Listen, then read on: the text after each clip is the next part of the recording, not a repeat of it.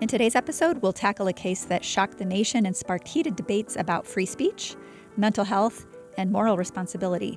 It's the story of a teenage girl convicted of involuntary manslaughter for encouraging her boyfriend to take his own life through text messages and phone calls. How did a 17-year-old's words become a matter of life and death? And what does this case tell us about the power of influence in the digital age? If ever your life could be a true crime podcast episode, then this podcast is for you. We're about to embark on a roller coaster of emotions, insights, survival, and stories about escape. So buckle up and let the journey begin. Welcome back into the EscapePod, everybody. I'm Julie. We're looking at the camera now. Just I'm for this Charity. part. Hi. And we're so happy to have you with us today. This is a podcast about escaping all of the things. All the bad things, usually. All the bad things. Sometimes they're funny things, though. Sometimes they're funny. Sometimes life just throws you a today, curveball. Spoiler alert. It hasn't been the best day. No funny. We've No not funny had on the this best one. day. Yeah. So are you just escaping from the day or something specific? Well, okay. So just Thursday in general. I have been, okay, this glitch in the matrix thing, I think this might be a thing. So how many times have I set out? So, okay, it's just a thing. One Heart is a big campus. Yes, it is. In the very, very early days, I was responsible for going through every single, how every door was going to work, what furniture needed to go in get all the orders together, all the stuff. Mm-hmm. So there have been times when things that I know we have purchased and I have seen are just poof. They're just gone, okay? And this has happened a few times. I was going to say two or three. It's escalated in the last couple of weeks because one of our partners was doing something different to their office, and they were like, hey, do you need any of this stuff? And so I think our crew went over and picked up a couple of desks, and they got like some cubicle wall partitions, yeah. Big, heavy things that you can make, little cubicle offices out of, and brought that into one of our storage rooms. I never laid eyes on them, but after the staff went and picked them up, said, Charity, these are in the storage room. Mm-hmm. Okay, fantastic. Now I'm thinking ahead to staffing up for our employment platform, and I go to look for said partitions. They are nowhere on this campus. And then I'm like, okay, well, I never laid eyes on. Did I have a fever dream? What is happening? I think the ghost belongs to a moving company. I think it might be in my brain, but maybe the ghost belongs to. But how the hell did these things disappear? So I've got two employees that allegedly picked these things up. One has no memory of picking them up. One has the memory of picking them up, and the two of them together hauling them down to the room. But only half of the product is there. The desks are there. The partitions are not. And this is not the only time these things have happened. We have like invoices of things where the way our processes work, Kelly and Nicole will check off on every single thing. They don't just say, oh, order received. They make sure everything that was ordered was checked off on, and it's very thorough. Just gone.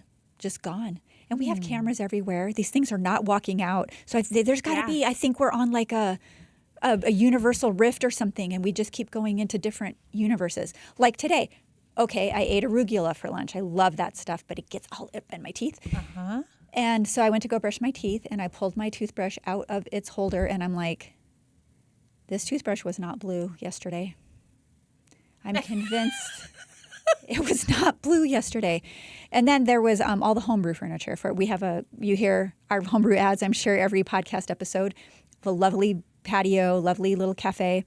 I ordered more furniture in the early days that was ADA accessible because our tables are high. So I ordered low tables for wheelchair access. And there's only one in the shop. Mm-hmm. And I'm looking around going, what the? They're not in storage in that building. Where did they go? I finally figured that one out at least.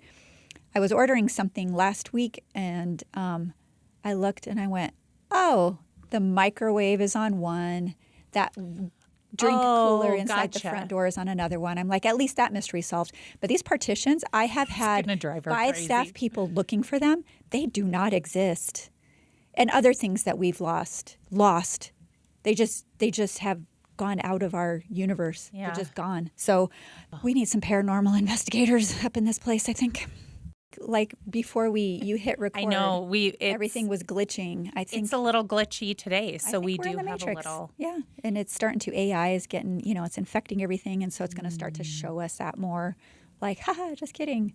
This isn't real. You're in a program. I don't know what the hell's going on, but I'm over it because I can barely track my own life in this place, and then this stuff happens, and I'm just like, I think I'm going around the bend. Yeah, so I'm over it. Well, very real is my peeling forehead from my sunburn I got last weekend because it was But at least there was sunshine. especially nice. Yeah. And I am old enough to know better. I really had no excuse for not having more sunscreen on.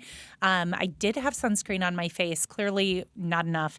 And but I had like my arm, my left arm especially, got really sunburned, and I just was like, "Well, you're an idiot." The only defense for my behavior is that it was really breezy outside on the day that I got burned, and so you just didn't feel as hot as it was. Yeah. So, but I'm like, oh, my very, very pale skin does not like this. So that, and then on a more serious topic, which this is kind of weird because I didn't know which topic you were picking to talk about today, but I am wearing pink today in memory of a very special woman who passed away a year ago. And I learned, many of us learned kind of after the fact, had in her life some medical issues and then mental health issues as well. And so she was one to wear pink, and the swim team today was decked out. Oh, okay. And so I decided to wear my pink today as well. So all I want to say on that note, and it is going to go along with what you're talking about as well, which again, I did not know Possibly, yeah.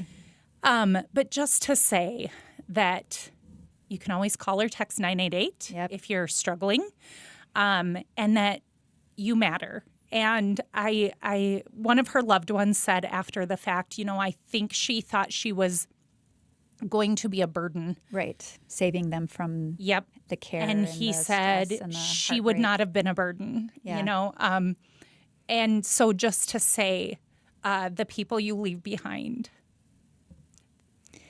miss you. Yeah. And that you matter in this world. So if you're ever doubting that, please don't. Don't make me freaking cry. Now you expect me to tell a story? I know, I'm so sorry. I didn't know you were telling this one, I swear. I think we need to change topics like right now. No, I think it's important. Okay. And so, there's our escapisms.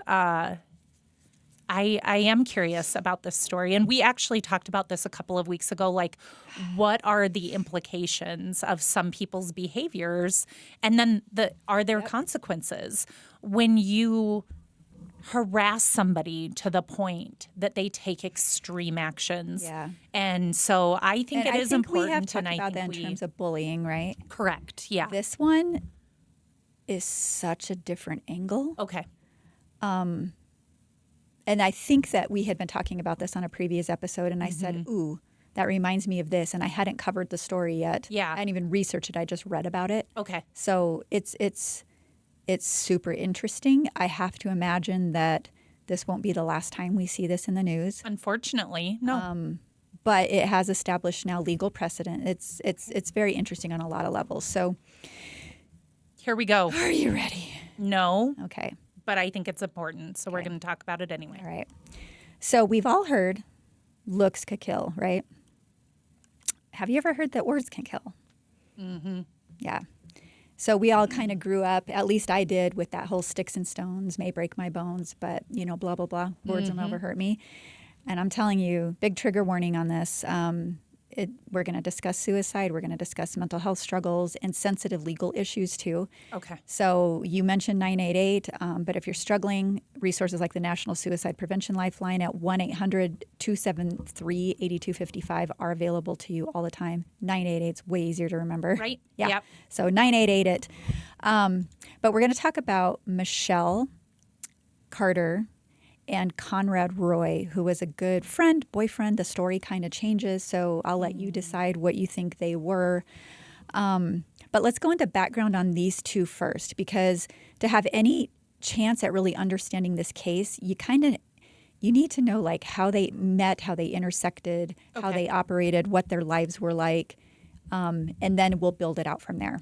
Okay, so Conrad Roy III, he was an 18-year-old from Mattapoisett, Massachusetts. I think I got that. We do have listeners in Massachusetts. In fact, fun fact. I'm going to have a fun fact. I've been doing an analysis on the podcast. We have listeners in all but 2 states. Oh, cool. So I think it's Montana and New Hampshire. What the hell? That's all I'm going to say. Well, if she's saying the Massachusetts town wrong, by all means, write in. Please correct us. Yeah. By all accounts, Conrad was a bright kid. He had a really promising future. He was an honor roll student. He had just graduated high school. He had earned his sea captain's license. Oh, cool. Which I thought was super cool. And he was accepted to Fitchburg State University to study business. Okay. So he had a plan. He had a career path. He was ready to go. But like so many people beneath the surface, Conrad, he was struggling with depression and social anxiety. That is definitely something that is more prevalent now than I remember growing up with. I would agree. He'd attempted suicide before, including an overdose on acetaminophen in 2012, and he was prescribed the antidepressant Celexa, and this is going to come back into play. So his family described him as very sweet but vulnerable, dealing with the weight of his parents' divorce, and there was some allegations of verbal abuse from his dad. Okay. There were even some allegations that his father had maybe been violent with him in the past. That obviously is not going to help the mental health struggles, although I could not find anything that documented how severely. So I'll just say it's an allegation. I don't know if it's true. Michelle Carter, the other party in this, whatever, it's not a, I mean, it's dramatic, but it's not a drama, if that makes sense.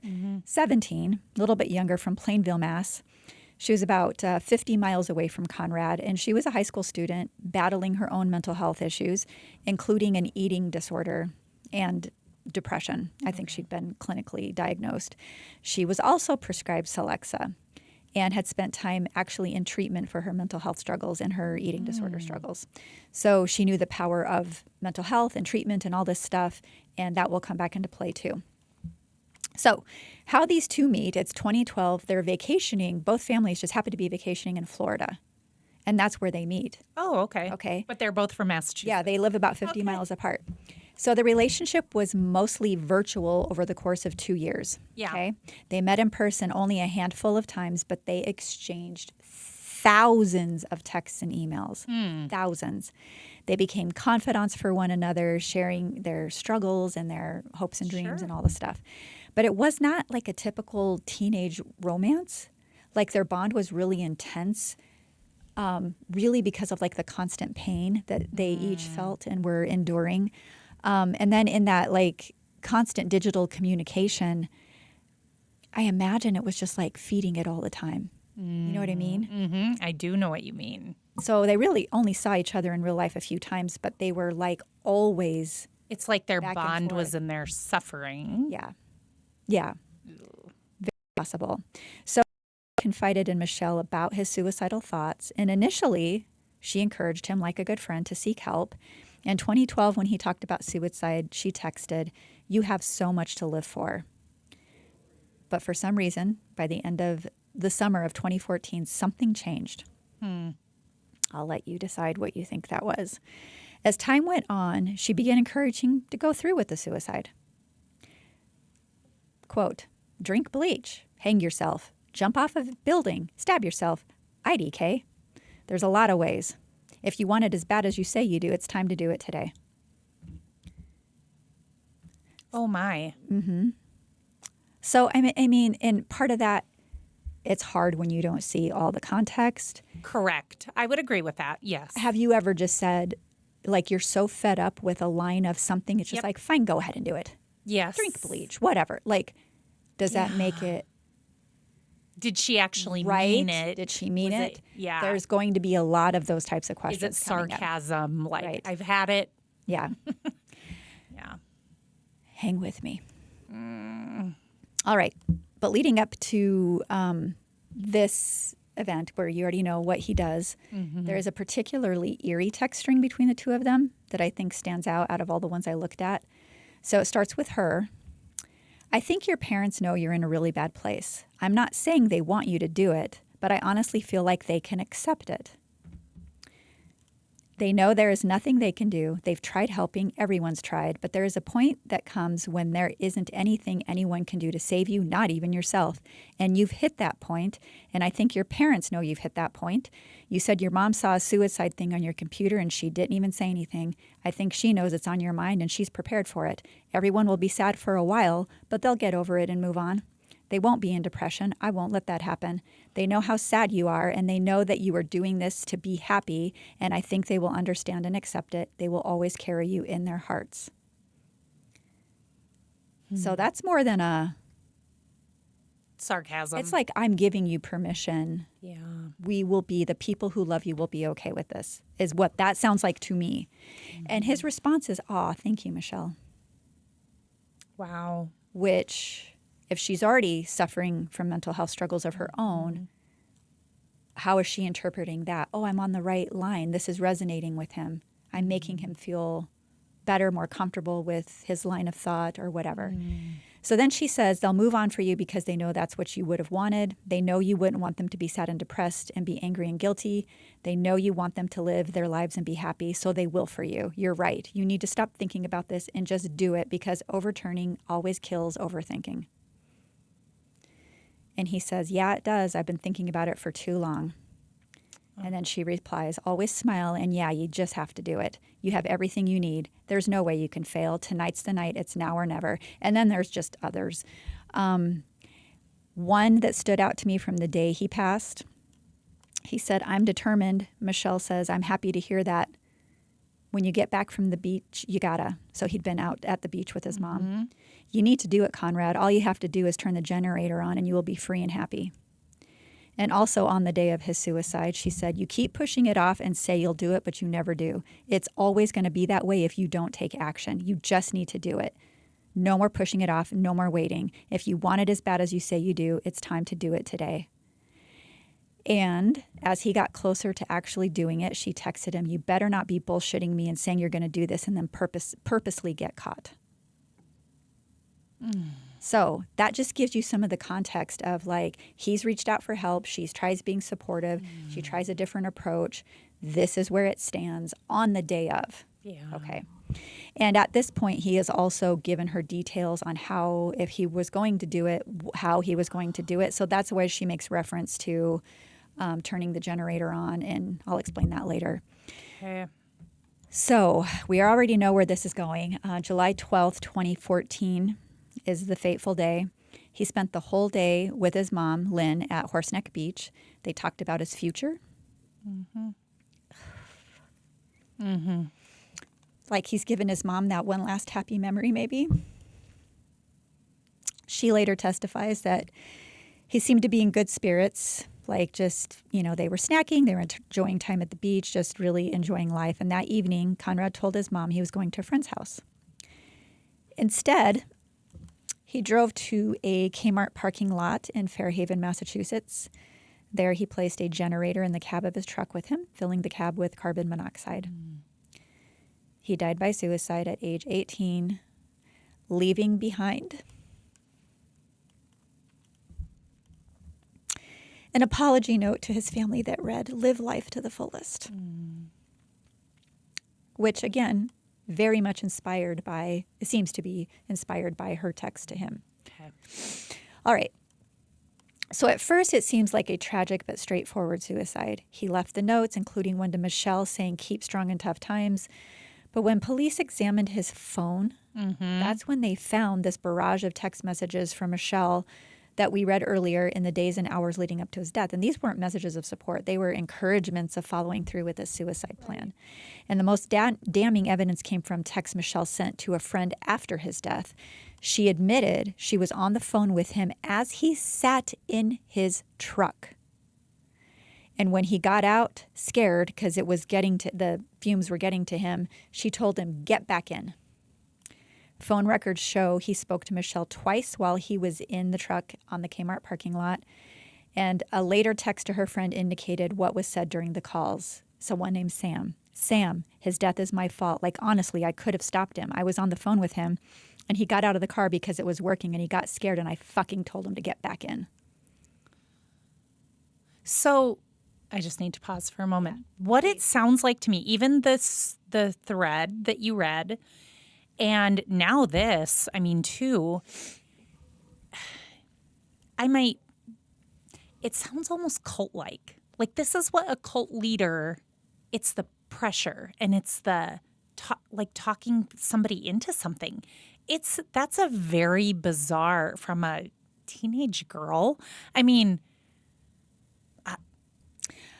that's an interesting miffed theory and connection. It's kind of a control, like it's almost like she takes a lot of pride in controlling him. You will hear later what the prosecution thinks maybe was her motivation. Okay.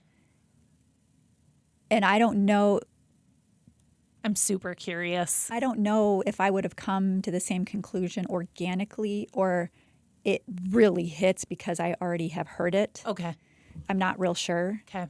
So it's interesting that you went down that avenue of like this pressure, and it does seem like to follow that kind of pattern. But regardless, this message to Sam saying like I could have stopped him. I could have stopped him. Those words would become central to the case. You want to talk about the investigation and trial? Mm-hmm. Okay. So clearly, what started as a suicide investigation quickly turned into a homicide case. That's crazy. Oh, my gosh. February 2015, Michelle, then 17, was indicted for involuntary manslaughter. One of my dates is wrong. We'll make sure it's corrected in the show notes. No, it was 2015. Sorry, that was right. I had July 12th in my head, and I was like, 2012? Gotcha. Okay, sorry, that's my brain. See, I'm glitching. Okay, You're I apologize. okay. I apologize. You're okay. So Michelle at 17 was indicted for involuntary manslaughter as a, quote, youthful offender, end quote, meaning she could face adult penalties. Ooh.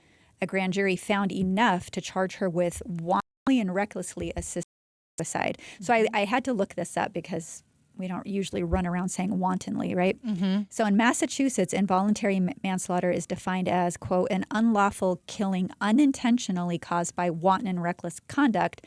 And wanton or reckless conduct is defined as conduct that creates a high degree of likelihood that substantial harm will result to another. So fits that to a T, right? Right. Prosecution argued that Michelle's texts and calls created a virtual presence, like God, that just directly caused Conrad's death. They pointed to her instruction to get back in, and as reckless and coercive, especially knowing his mental state. I mean, he shared everything with her.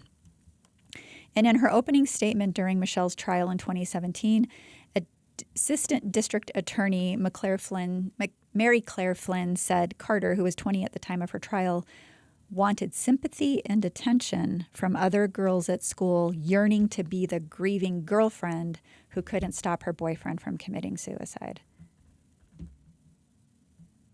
And as soon as I heard that, I'm like, I go back. Okay, so let's go back to the whole keep strong, you got to do it. Because she started out saying, no, let's get help, blah, blah, blah. Yes, she did. And then it turns. Yeah, and being that everyone's going to wrap their arms around you and console you and all the things.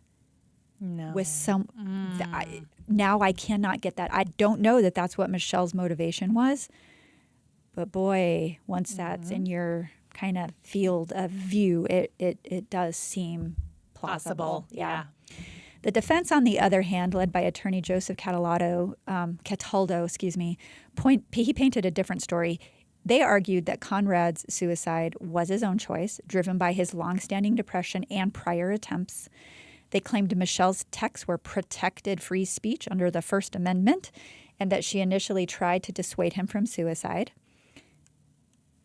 I don't know that I would have used that argument. I'm not an attorney. I'm an engineer, but I think that's pretty callous.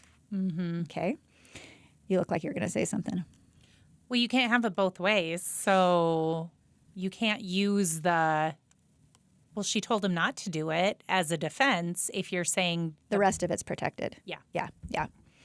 So Cataldo also introduced testimony from psychiatrist Dr. Peter Bregan, who argued that Michelle's behavior was influenced by her antidepressants, particularly the Celexa. Okay. He claimed it caused her to become apathetic and manic. Well, I won't speak to because, not a medical doctor or a psychiatrist. Other people are. And they looked at Dr. Bregan. He had been involved in numerous similar cases where he defends individuals who are charged with acts committed while taking psychotropics, most often selective serotonin reuptake inhibitors, so those SSRIs. In his testimony for Michelle's case, he asserted the dangerous mechanism of action of SSRIs. He said after use, they cause serotonin to become depleted in the brain. He argues that Celexa caused involuntary intoxication, and Michelle should not be liable for her actions. Quote, she was grandiose, reckless, not thinking about criminal responsibility. She was unable to form intent because she was so grandiose, end quote. So he's alleging that this antidepressant caused her like a hypomanic state, which impaired her judgment. But the rub here is that his diagnostic evaluation was completed without ever interviewing Michelle herself. His information was gathered by interviews of her family and peers, reading through medical records and text messages, and this was deemed in medical circles as quite unethical. Oh, and it certainly did not work in her favor. Okay. Fascinating. Yeah.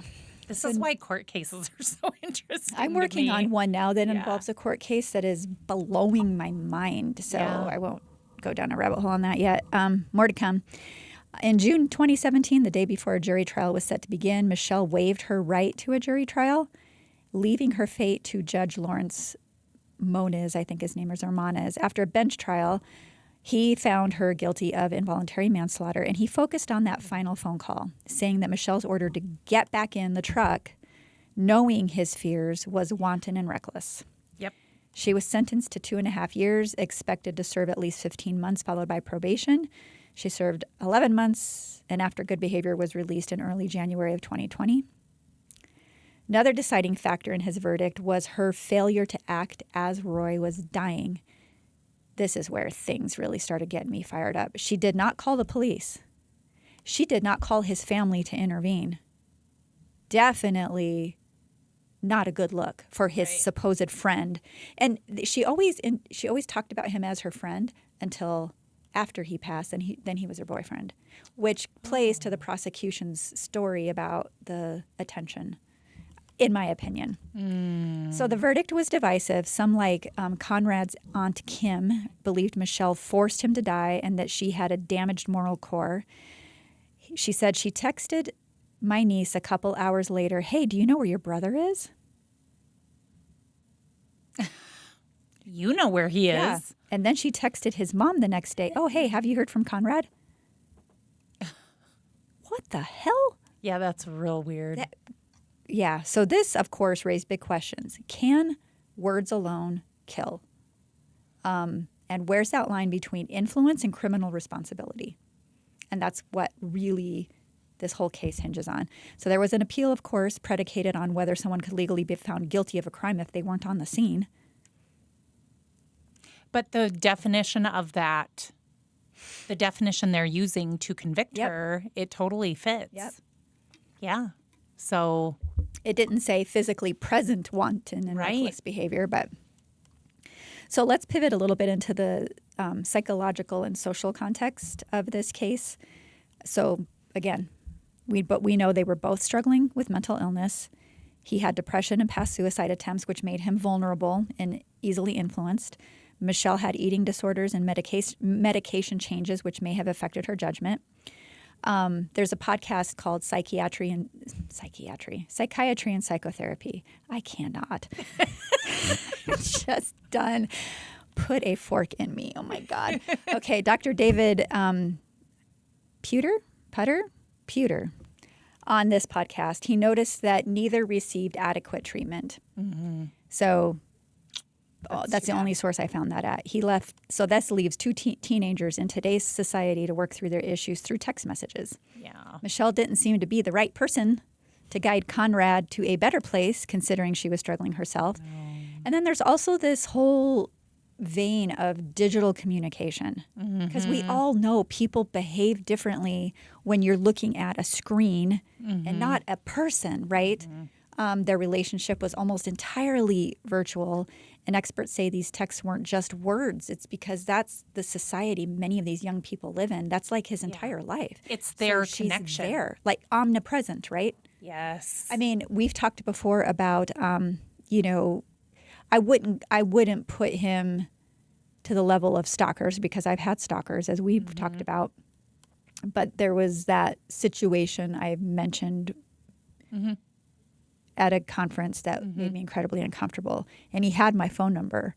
And just that knowing, and because he'd say, how'd you sleep? And just freaking creepy stuff. Creepy. It is. You feel like it's all around you. You can't, because it's in your device. It's right there. They have that immediate doorway into you. And so I really think there's a lot of validity to this thought of that being this constant, like omnipresent force or something in somebody's life. And then there's Michelle's mindset. Some argue she was seeking attention.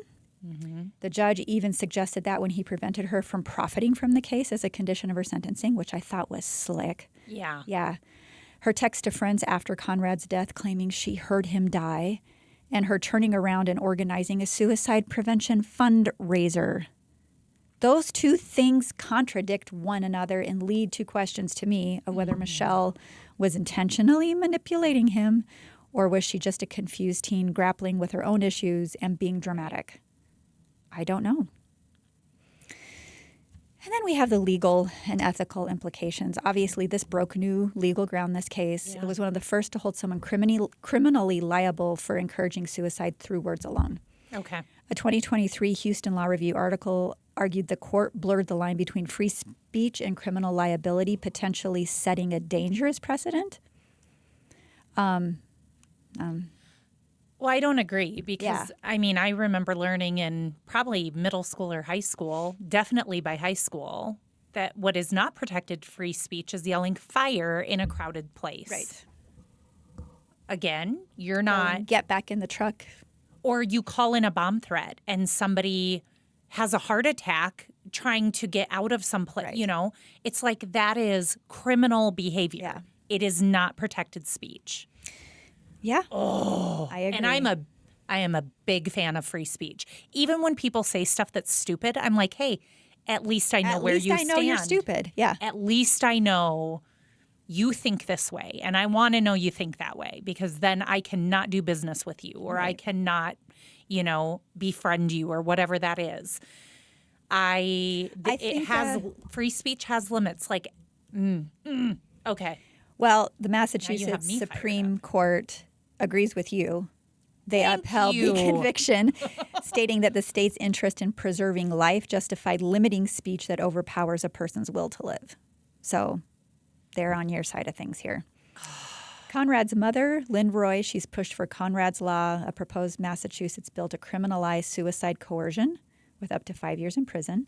As of 2021, it was still pending, but it reflects a growing recognition of coercive influence in as a public safety issue. Okay. So anyway. Oh my. Yeah.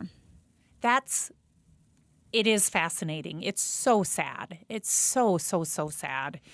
And I mean, I would even say it's sad for her, because if that's where you are, where you needed that attention, if that's what it was. Well, and even at first, like my initial thing when she first said, if you do it and, your family will miss you and, but they'll be happy for you. They'll be happy, whatever.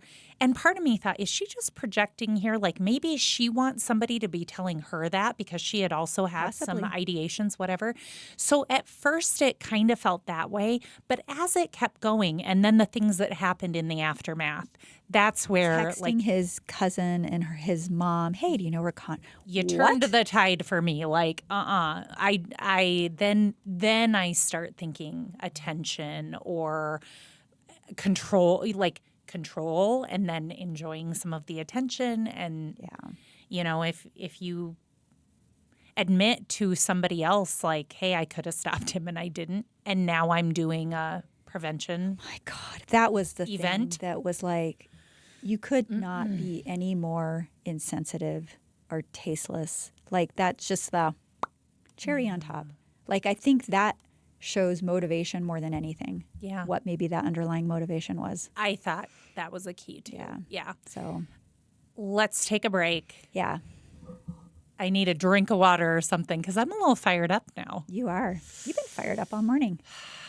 Thanks. One of the first messages I got from Julie this morning, I won't say what the context was, but I got a WTF, which is not typical for Julie, by the way. That's more likely to come out of my mouth. So she's been fired up all day. Doesn't happen very often, but every once in a while it is warranted. I'm sorry. Every so often. I think we're only, like, we've known each other for a lot of years. I think I'm getting to the point where I can count the number of curse words. It's taking two hands now over this many years. We're there. Yeah. We're there. Okay. We're going to stay here, though. We'll be right back. Need an early morning boost or midday pick-me-up? Check out the Homebrew Coffee Shop, a coffee shop with a cause in the heart of the One Heart campus. Homebrew is home to delicious coffee, sweet treats, breakfast, and lunch items, a great place to meet friends or host small group meetings. Homebrew, located at 201 Kansas City Street in Rapid City. Open Monday through Friday from 6:30 a.m. to 3 p.m. Homebrew, where you'll find hope for a home in every cup. We are back in the escape pod. I had to take Julie off the ceiling. She's boiling today. Sorry about that. I think it's just so sad. It is I think sad. it's just so sad. So we're not going to end on that note. We are going to lighten things up because this was my requirement of doing this podcast, was that we would end on a lighter note every time. So we're doing it. Tell me someplace you want to escape to. What do I want to escape to?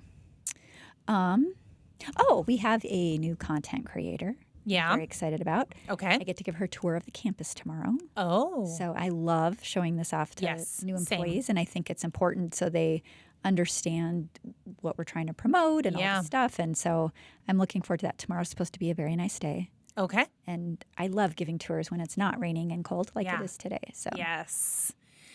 Right. Yeah, today would not be the day. This is a weird spring for us. Just a little bit. It's a cold, weird spring for us. We'll have a 90-degree day, and then we have a 40-degree day. And then we have 50s and rain. It is. And then it'll be 90 degrees, and then just kidding. It's just like this little teaser. I'm like, carrot. Bizarre. I'm not. It is kind of, that is June for us, though. That's what happens here. Usually it's more like May. Yeah. June. By the time June rolls around, usually it's like pretty solid, gorgeous spring, 70s, 80s, and I don't know what's happening. It's that other universe, I'm telling you. Quit trying to figure it out. We're in the wrong dimension. I don't know what's happening. Well, I am such a swim nerd. My niece is at a big national meet in Indianapolis, and so she swims again tomorrow and Saturday, and this is where digital technology is awesome, is that I get to watch from afar. Very cool. So it is a super fun thing to do, is to get to cheer her on, even though all I'm doing is yelling at my TV at home. I don't care. And she yells. And I do yell. Julie gets into it when she's You should be with my mother. either competing or watching something that she cares about the outcome on. You should see my mother watch a race. Oh my gosh. I had to tell her because my dad had knee surgery the other day, so they had to watch from like the recovery room. And I was like, before I left him, she was like, Jenna swims at such and such time. I said, I do know. And she's like, we'll be watching. And I said, remember, you're in a hospital room. Because we were in a restaurant once watching, and I had to be like, Mom, there's other people here. So I keep it in check in public places, but not if I'm watching at home or like in my car or something like that. So that's my escapism. Well, I am cool. very excited about that. Thanks, everybody, for tuning in. We appreciate you. We really can't say that enough. If you didn't know this already, by supporting the podcast, you are in turn supporting the nonprofit where we work, One Heart in Rapid City, South Dakota. So if you support us by becoming a patron, Charity will talk about that in a minute, or just by listening and sharing and helping us generate more listeners. Leaving a review. Yes. Simple. The more downloads we have, the More better off it visibility. is. Yep. It's that simple. So By doing so, you're empowering people to overcome crisis and achieve self-sustainability with us. And that's right. Like a lot of the podcasts I listen to will sponsor nonprofits. Like every month they'll do like sponsor. I've only ever heard of one other that was started to support a nonprofit. We're the second one that I know of. I'm sure there are others out there. But it really is like for a cause. So you're listening, you can feel good about what you're listening, share the word, you can feel good about it. You can become a patron, unlock bonus content, like uncensored stuff, behind the scenes things. I mean, we have a lot of fun stuff on there and a lot of fun stuff planned coming up. But you just know if you're doing that, becoming a patron, and you can do it for as little as $2 a month, that you're supporting the real life escapes of all of the guests that we serve here at One Heart. Yeah. $2, $5, or $10. Win-win. You can do any of that. We do like to hear from you, so connect with us at EscapePod.live. Follow us on our socials. Drop a note at justbecause@EscapePod.live or send your wild escape story to escapeartist@EscapePod.live. Yeah. And if you're interested in becoming having us do an ad for you, reach out. Sure. At justbecause@EscapePod.live, and we will hook you up. Yep. We are closing the hatch on this episode of the Escape Pod. Remember, trauma may be inevitable. I can't talk either. It's contagious. It sure is. Run for your life. Trauma may be inevitable. How you grapple with it is optional. So stay resilient. And remember that your words matter. Absolutely. And you matter. And keep laughing.